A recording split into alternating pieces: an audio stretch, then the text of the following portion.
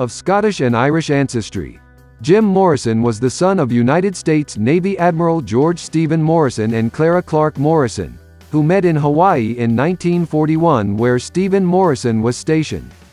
Jim Morrison was born December 8 of that year in Melbourne, Florida. Morrison's early life was a nomadic existence typical of military families. His mother lived with her in-laws in Clearwater, Florida, for 3 years before her husband would return from his service in World War II.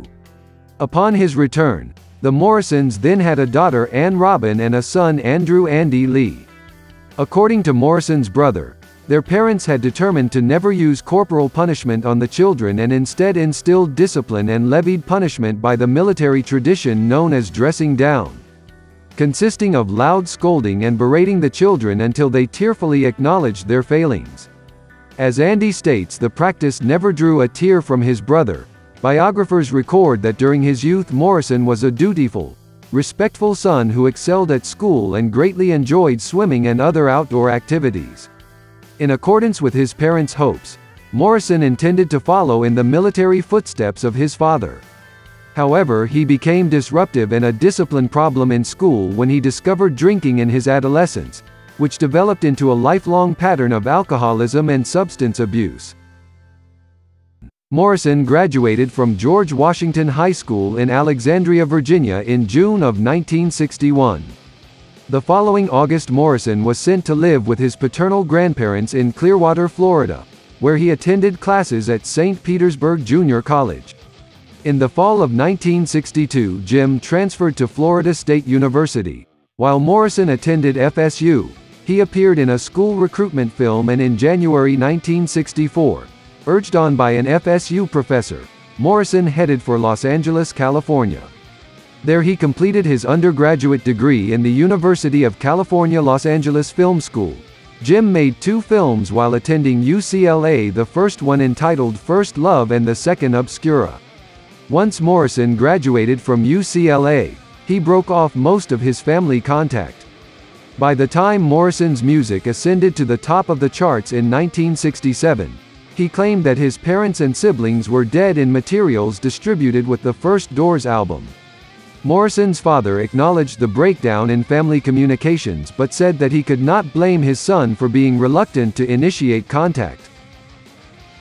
In 1965, after graduating from the School of Theatre Arts at UCLA, Morrison had wowed fellow UCLA student and keyboardist Ray Manzarek, who desired to combine the lyrics with his music, thus the Doors were formed. They were soon joined by drummer John Densmore, who recruited guitarist and lyricist Robby Krieger.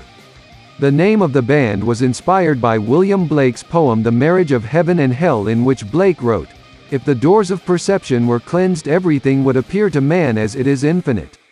The Doors were first noticed on the national level in the spring of 1967 after signing with the Elektra Records label. The single Light My Fire hit #1 in June 1967. 3 months later, Morrison controversially disobeyed censors, refusing to change his edgy lyrics when the Doors performed on the famous Ed Sullivan Show. Ed Sullivan broke a long-standing tradition by not shaking their hands. The Doors were not invited back. The Doors sound was a significant innovation, dominated by Morrison's deep, sonorous baritone voice against the interplay of Manzarek's keyboards, Krieger's classically influenced flamenco guitar style, and Densmore's crisp, fluid drumming. The Doors didn't have a bass guitar in the lineup. Manzarek provided bass lines on his newly released Fender keyboard bass, a small bass-scale electric piano.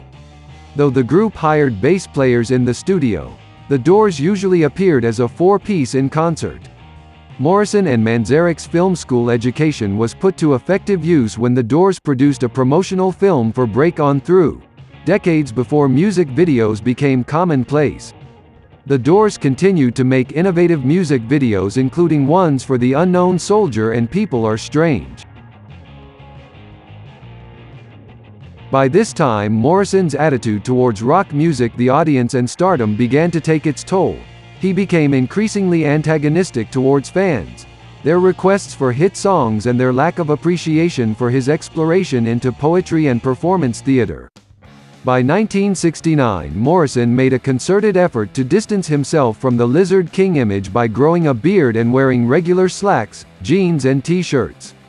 The formerly svelte singer began to balloon in size due to his rapidly escalating alcoholism. Following Morrison's conviction and the criticism of the Soft Parade, the Doors embraced their musical roots with the release of the Morrison Hotel LP.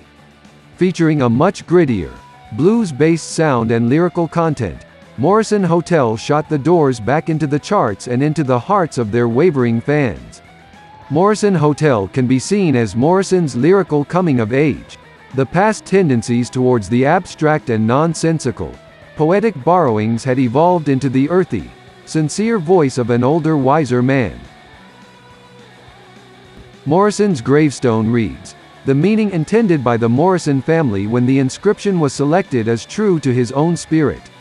Either Morrison's father selected the phrase or drafted it himself. The literal meaning is according to his own daimon, an ancient Greek word that implies a minor deity, attendant spirit, luck, fortune, guiding star and the like, with no negative or pejorative connotations. Morrison is buried in the Poets' Corner of the famous Père Lachaise cemetery in eastern Paris. Morrison's grave is the most popular grave in the cemetery and has become one of the most popular tourist destinations in Paris, along with the Eiffel Tower, the cathedral at Notre Dame and the Louvre. Morrison moved to Paris in March 1971 with the intention of taking a break from performing and concentrating on his writing. Hoping to get his life back on track, Morrison lost a great amount of body weight and shaved off his beard, returning to his original stage appearance. His death was reported on July 1971. He was 27 years old and found in his bathtub by Corson.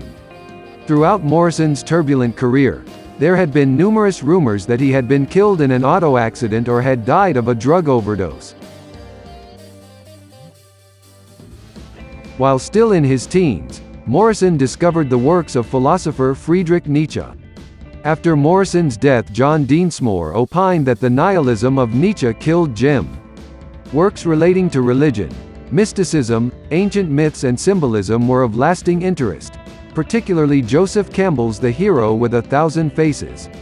James Frazier's The Golden Bough also became a source of inspiration and is reflected in the title and lyrics of the song Not to Touch the Earth.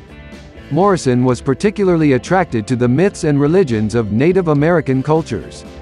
These interests inspired the many references to creatures and places, such as lizards, snakes, deserts and ancient lakes that appear in his songs and poetry.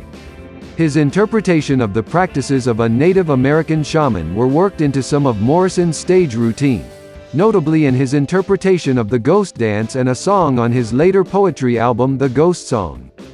Both of Morrison's parents have claimed that the accident in the desert never happened. In interviews concerning this subject, Morrison said that his parents told him he was just having a bad dream in order to calm him down. Regardless of whether the incident was real, imagined or fabricated, this experience greatly influenced the content of his songs, poems and interviews.